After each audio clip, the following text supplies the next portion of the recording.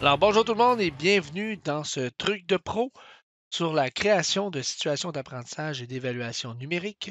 Je suis Marc Plamondon, je suis votre sympathique barbu et chargé de cours pour le FPT 2711.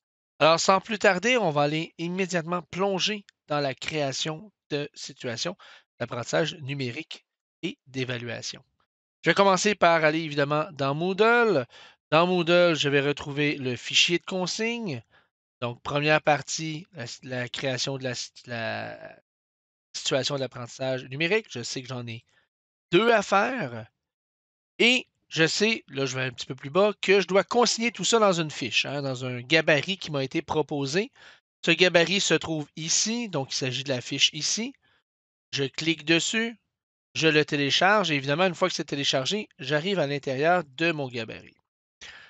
Si je reviens maintenant à ma consigne, on me dit que je dois me projeter dans l'enseignement de mon métier. Moi, je suis technicien informatique et que je dois faire deux situations d'apprentissage. Ça doit utiliser le numérique de façon significative, que je dois tenir compte d'un contexte que je vais devoir définir, qui devrait être crédible, que mes deux situations, pardon, doivent avoir des intentions différentes et des moyens différents. Donc, je vais aller dans le gabarit, c'est vraiment lui qui m'aide beaucoup à structurer ma pensée. Oups, pardon, je vais aller dans le gabarit ici.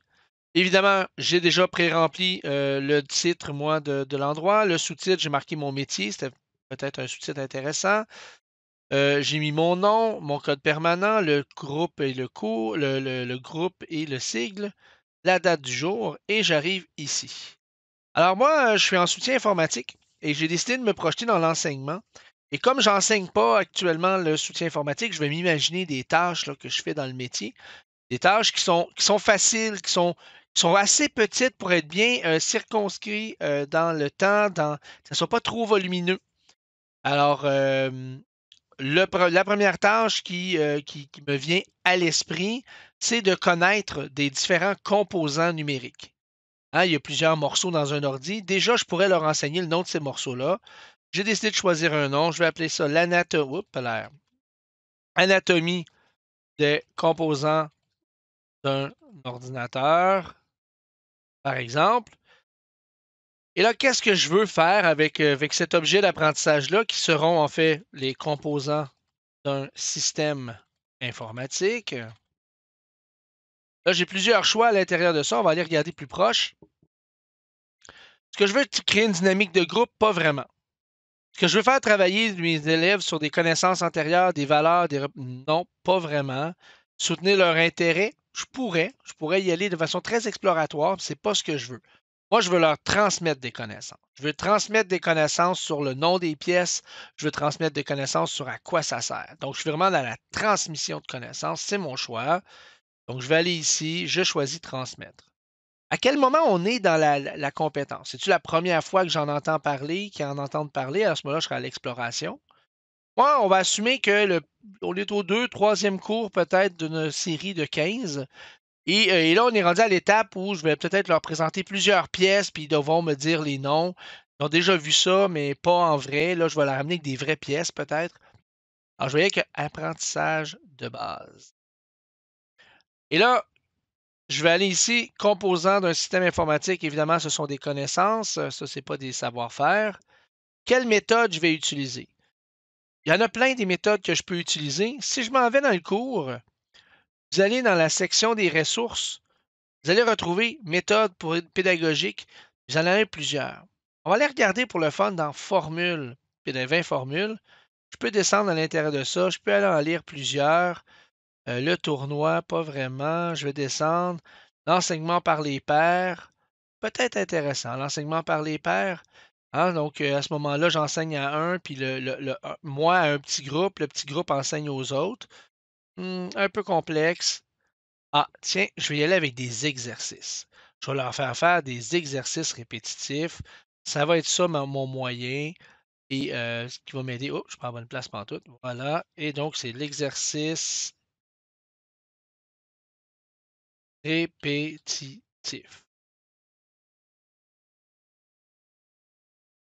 Est-ce que c'est cohérent avec transmettre des informations? Ben, peut-être pas. Des exercices, c'est peut-être plus finalement, je me rends compte, c'est peut-être plus qu'ils en connaissent assez.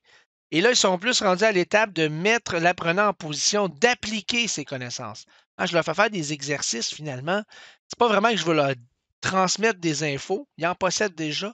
Je veux qu'ils l'utilisent à travers peut-être des mises en situation, des petites études de cas, ou dans mon cas à moi, je vais leur faire un quiz.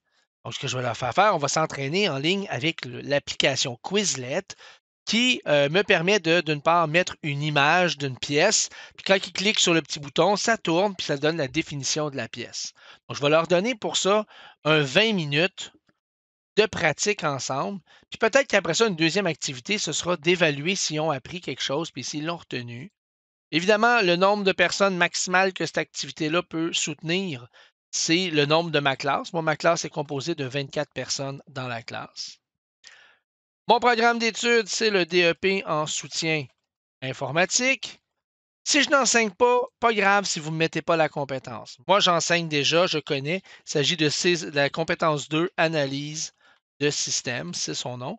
Mais je répète, si vous n'enseignez pas obligé de remplir la partie compétence. Maintenant, j'enseigne où puis comment? Ben, moi, j'enseigne en enseignement collectif.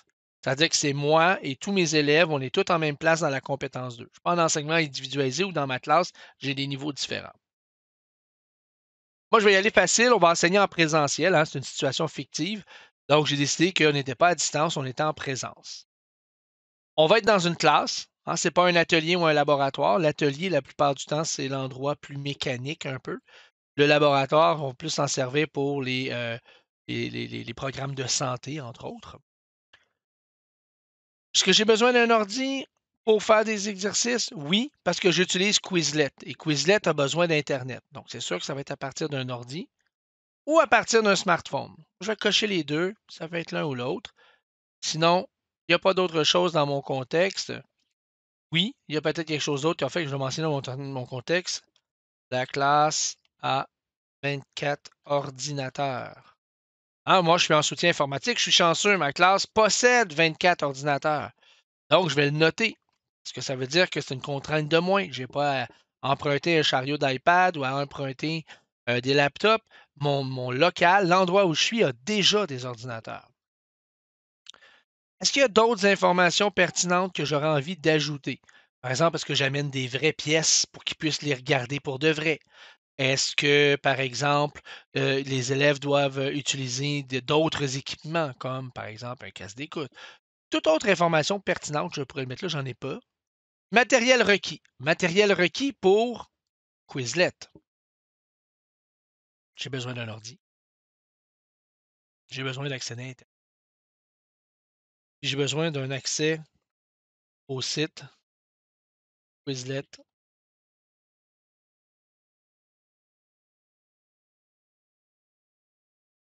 C'est au logiciel suivant. Continue, j'arrive dans mon déroulement. Donc, comment ça fonctionne Quizlet? C'est sûr que moi, avant de concevoir ma fiche puis de la finaliser, là, j'ai déjà fait la première partie. Je vais aller jouer avec Quizlet. Donc, évidemment, j'irai ici en ligne, j'irai sur Quizlet et sans nécessairement tout concevoir. Oups, c'est pas la bonne adresse, c'était pas .com finalement.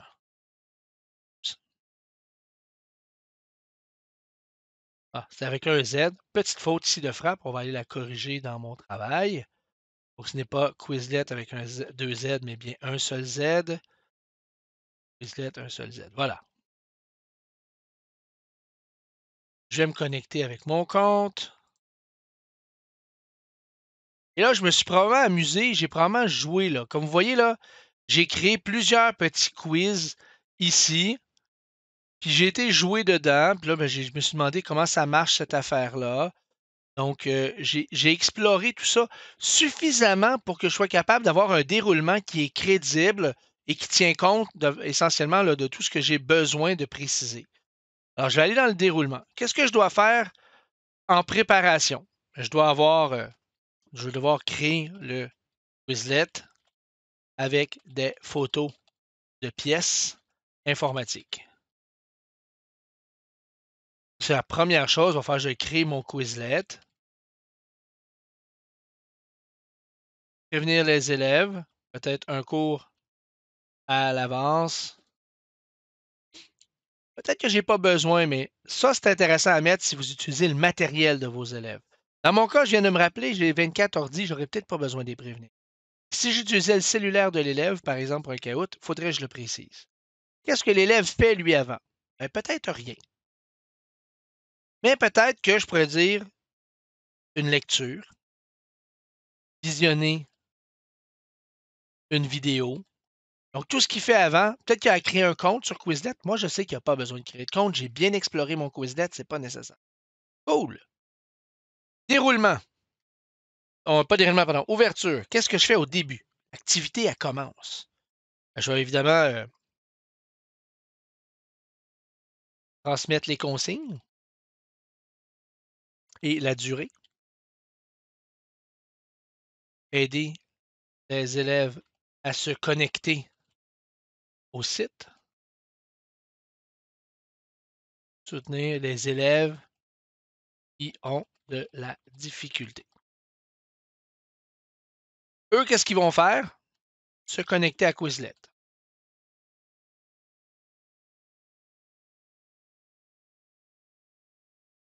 Le déroulement maintenant.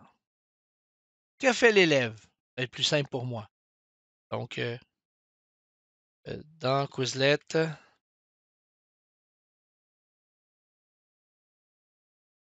regarde l'image, clique et constate si connaissait le nom de la pièce répétée pour toutes les images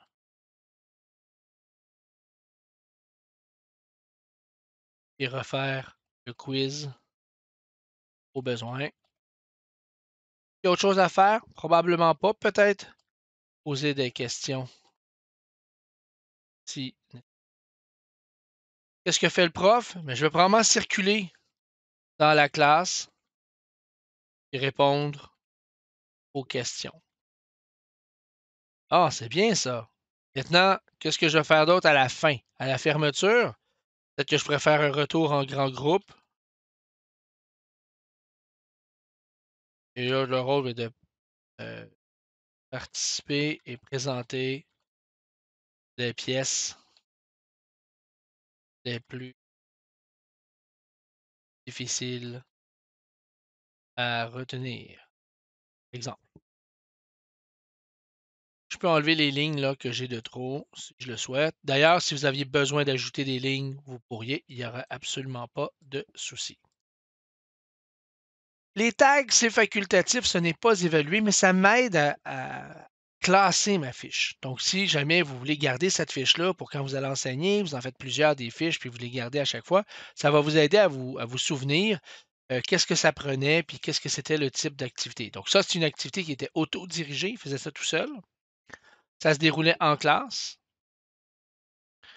C'était ici, activité encodage, par exemple. C'était des exercices répétés.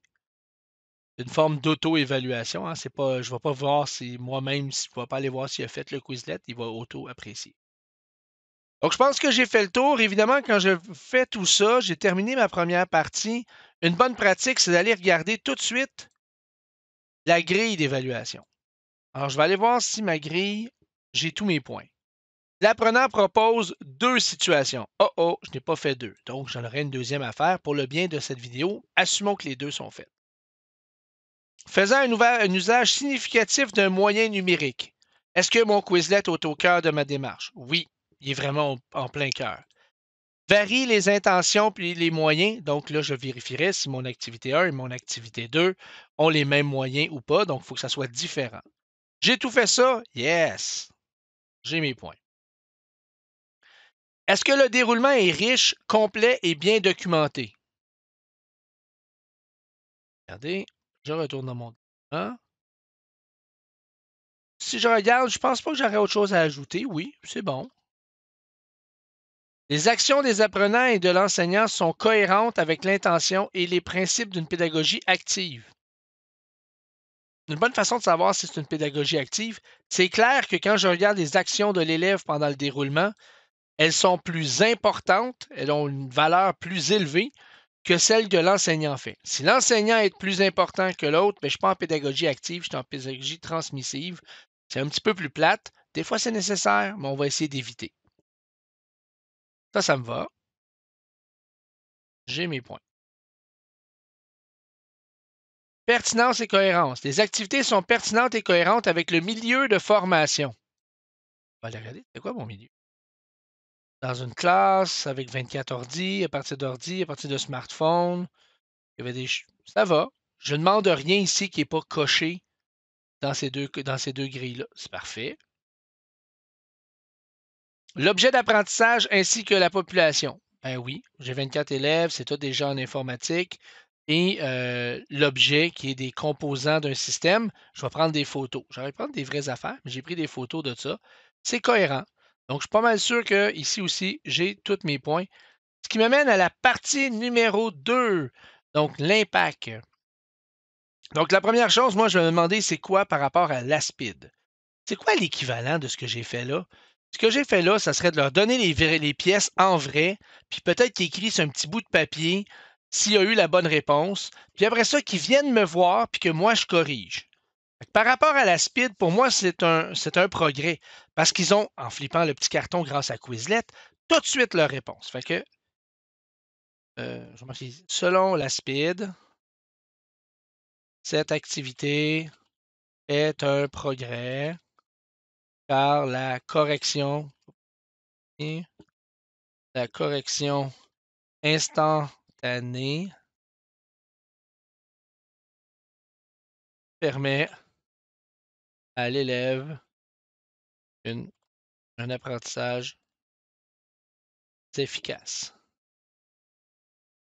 Le logiciel permet aussi de refaire le test, le quiz, l'exercice plutôt,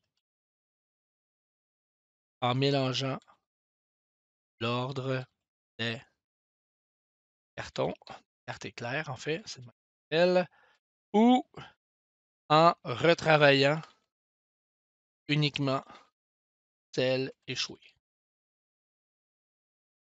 Super!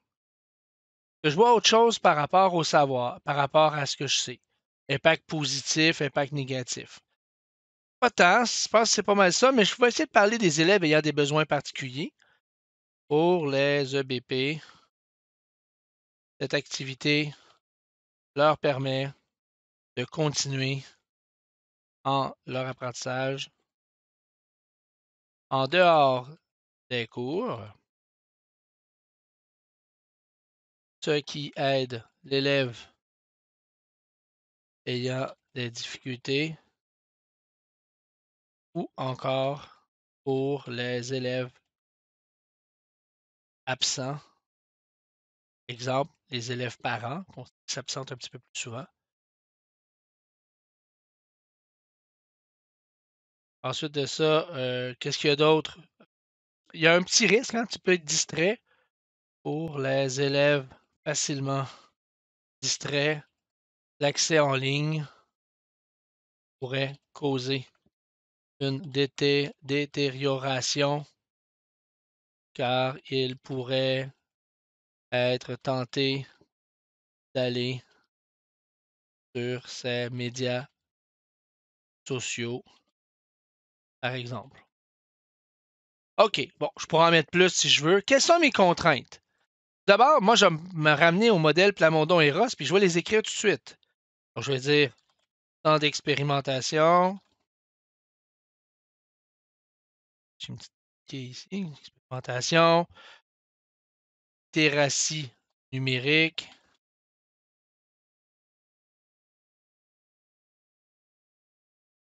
Formule éducative. Et environnement techno. Ensuite, je peux mobiliser aussi le TAM.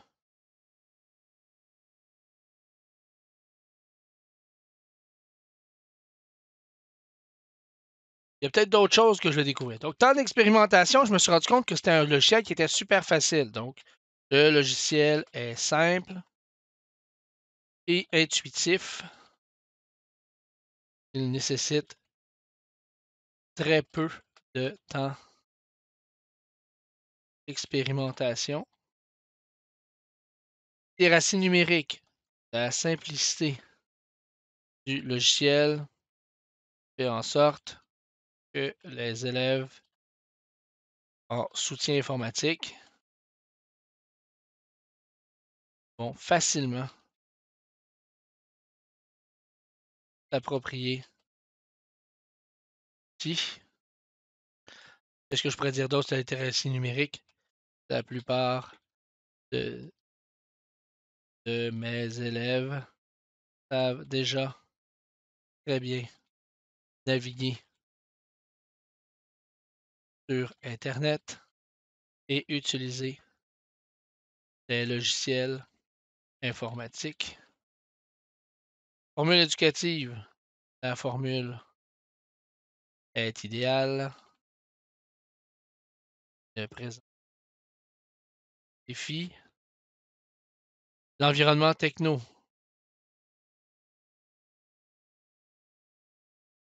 J'écris vite, je fais des fautes. Relisez-vous l'autre chose que je pourrais vous dire. Environnement techno, la classe ayant 24 ordinateurs, tous connectés à Internet, est donc idéal pour cette AE. Mon opinion face au TAM, par rapport à TAM, donc on se rappellera, à TAM, j'ai perception d'utilité et perception d'aisance en lien avec la perception d'utilité. Je ne suis pas certain de l'efficacité, ça se peut, hein, de mon outil, mais il est très simple à utiliser. Perception de facilité.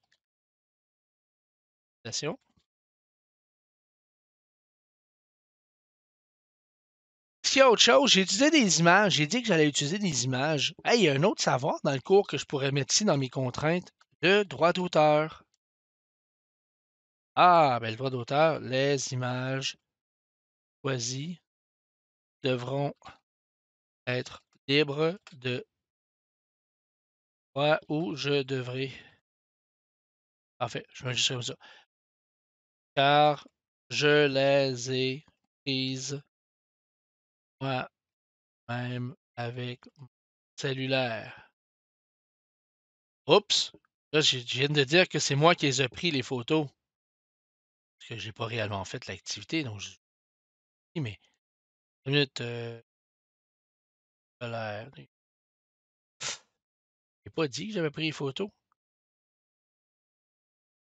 Je retourne dans mon déroulement. Prendre des photos des pièces avec mon. Donc, si vous remarquez, là, je bascule souvent dans ma fiche. Je vais me promener, je vais la relire, je vais la regarder à nouveau. L'astuce, c'est vraiment ça. Visez pas le coup de circuit. Commencez par faire un premier jet. Remplissez vos affaires. Puis une fois que vous avez fait votre premier jet, allez y retourner, assurez-vous. Et là, faites ce que je vais faire là. Je vais aller voir, là, est-ce que j'ai tout rempli comme il faut? Je vais aller voir ma grille. Les impacts identifiés démontrent une analyse rigoureuse des effets du moyen numérique sur ses apprenants par rapport à son équivalent non numérique. Ah, oups! Je n'ai pas parlé de l'équivalent non numérique. Bon, je vais le mentionner. L'équivalent non numérique de cette activité serait de mettre l'apprenant devant des pièces réelles, de lui demander de les identifier sur une fiche réponse et de me la remettre pour que je la corrige. Et là, ah ben oui, et là, selon la SPID, cette activité est un progrès car la correction instantanée. Ah, là, ça fait plus de sens parce que là, je comprends c'est quoi l'équivalent non numérique. Donc, je pense que là, je satisfais à ça. Les contraintes identifiées démontrent une analyse rigoureuse des difficultés d'intégration des moyens numériques. Ben, ça va, je pense que j'en ai assez. Et même s'il y a des fois, si j'ai marqué qu'il n'y avait pas de problème, j'en ai tenu compte puisque j'ai déjà écrit l'élément. En formule éducative, il n'y a pas de problème, c'est pas grave. Je l'ai noté, ce qui veut dire que j'y ai réfléchi, mais que j'ai trouvé aucun défi. Voilà. J'ai utilisé la grille. Je vais aller me relire pour mes fautes. Je pense que j'en aurai quelques-unes là. Et vous me pardonnerez, je fais ça un petit peu vite pour vous à l'écran. Donc voilà, ça fait le tour de notre truc de pro. Donc, je vous invite, si vous avez toute question, quoi que ce soit, à me contacter. Je vous souhaite une bonne continuation. À bientôt.